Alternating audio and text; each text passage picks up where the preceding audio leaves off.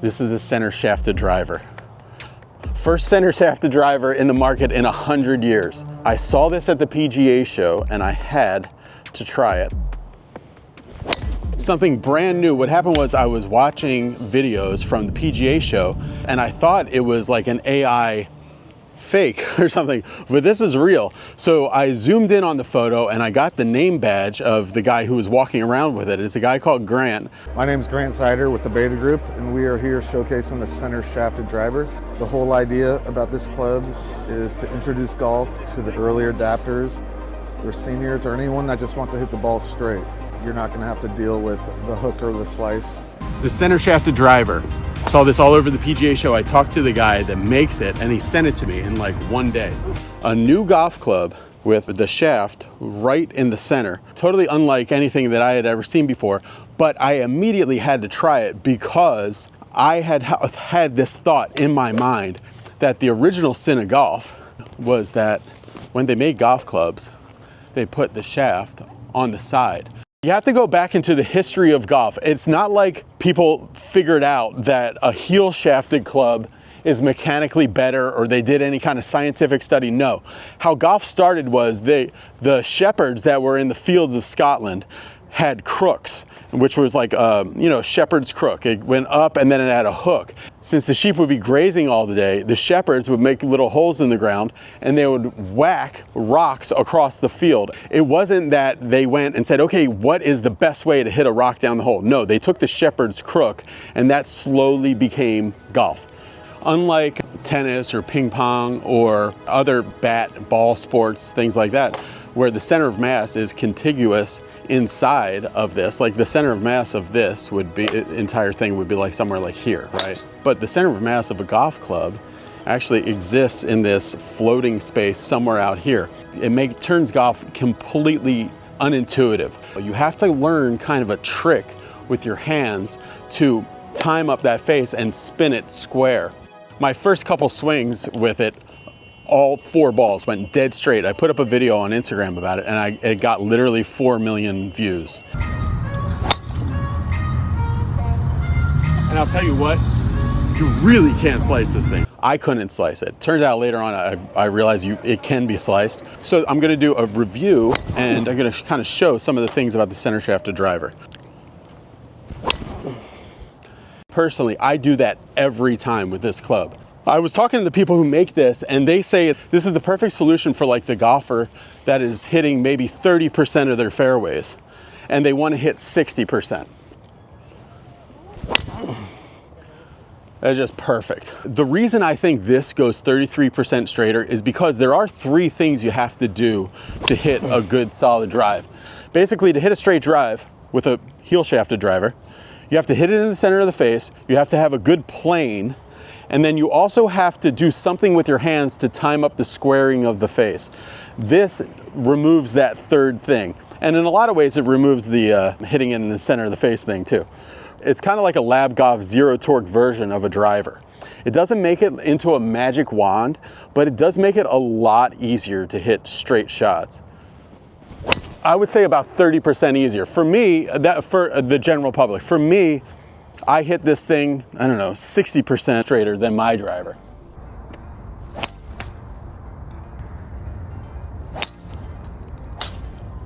So good.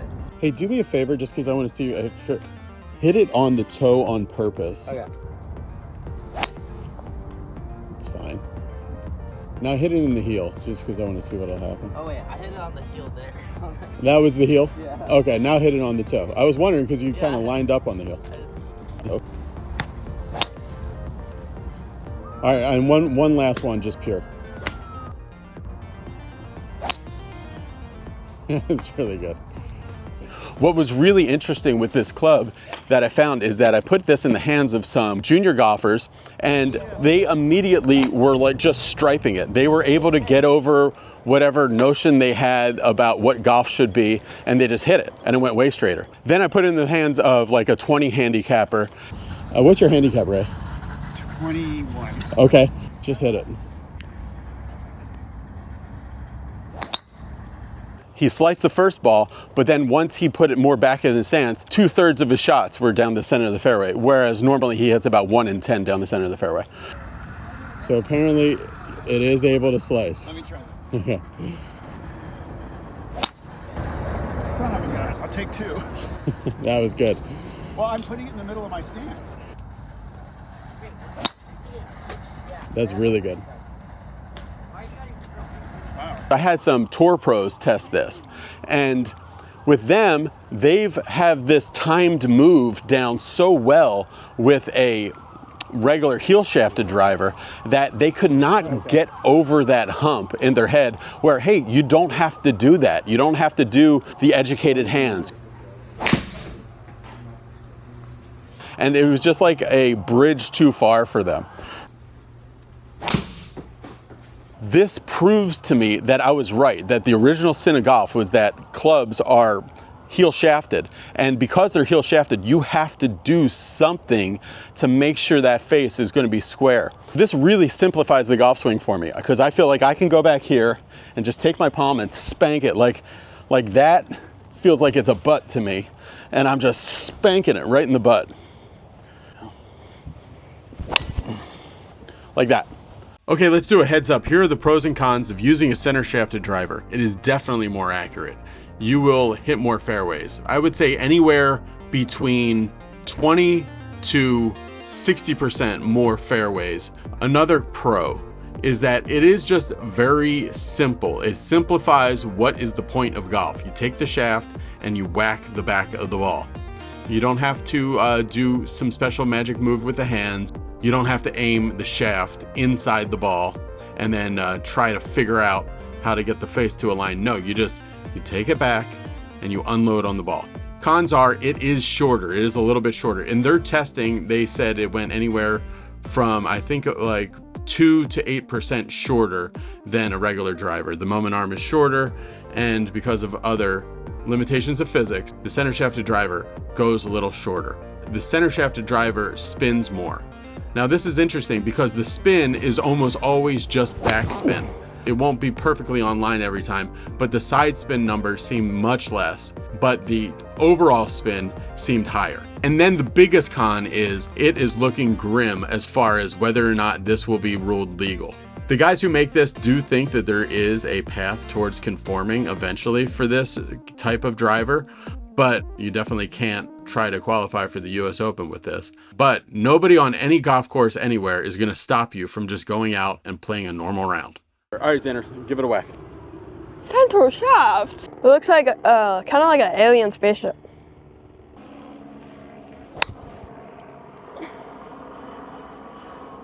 That was pure.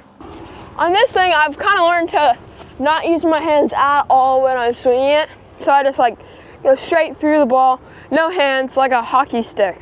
It's not like a crazy, super overpowered like pay to win thing that they have in like video games or anything like that. It's kind of like an upgrade, and straightness is something that I would like to see in my regular driver, like all the time.